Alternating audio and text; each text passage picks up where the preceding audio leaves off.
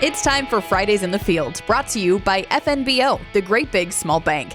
Got cattle behind us, and we're out at a pasture checking on pasture conditions with Jordan Popp, just south of Broken Bow, Nebraska. Jordan, tell me a bit about the operation. Yeah, so we're mainly a cow-calf operation.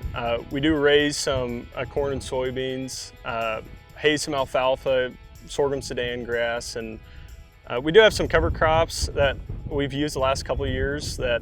So what we do is, like with a rye, we do that after chopping silage. And I did some on after soybean ground this past year. For triticale, I've kind of used it in a two crop system with haying sorghum sudan grass right after we cut down the triticale. And so that's kind of worked for us really well. It's probably been a while since you've seen pastures looking this green as they do today. Yeah, it's been a couple of years. That's something I was talking about with you earlier, is that night and day difference between especially 2 years ago and last year to this year. I mean, we went from everything out here was brown and just had a hard time going. This year, I mean, the cool season grasses really took off once we started to get some more sunlight. But with as much rain as we've gotten this past year, or especially in May, I think we were like 8 inches or so of moisture. And last year, people were kind of wondering, like, do we need to turn the pivots on before we get in the field, or are we going to really cut down on our cow herd? And we got 2 inches of rain in the beginning of May, and that kind of, we got lucky with a lot of moisture throughout the summer, and we made it. Our grass looked pretty good at the end of the year, but people were still really hurting,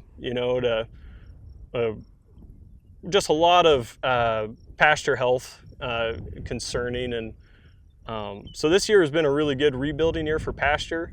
And I know that's kind of been also a hard time getting in the field. I felt like when I was planting this year, I did it all in the dark because, you find a planting window and you just take it, and it was a little wet, and we took what we got. And there's still some people that we're mainly done with everything as far as row crops go. I've heard of some soybeans in around Sargent that still have yet to go, and maybe a shorter season corn variety for silage for people to plant. But yeah, it's a completely different year for moisture goes, and it's really nice and to be able to look back and actually see some green grass in the pastures, and it's a lot more reassuring in that way, I guess, for a rancher. Yeah, I'm sure that rain is welcome, but we're approaching a challenging time because I'm sure you're wanting to get in the field and get some hay cut.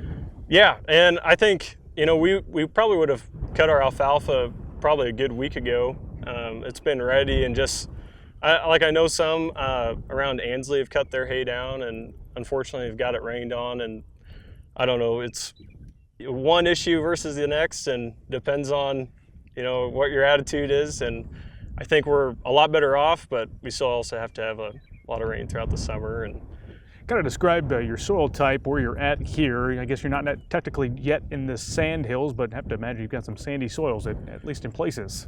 Yeah, and we live in a pretty unique ecological range in Nebraska, and so we're only about an hour north of the Platte Valley and an hour south of the sandhills where we sit. And so our pasture is hardland pasture, really good grasses that are able to grow. A typical stocking ratio is about 8 acres to 10 acres per pair, which is a really good number. And like I said, the last couple of years, people kind of had to really push their pasture probably a little too much, and this year you kind of have a little bit more breathing room. But cool season grasses are really taking off, and the biggest thing is that we have a lot more soil moisture for this year.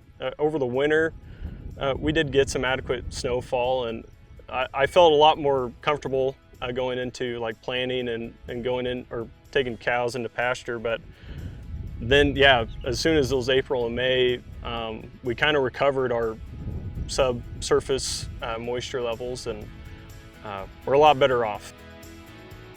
Fridays in the Field is brought to you by FNBO, the Great Big Small Bank. We'll see you next Friday.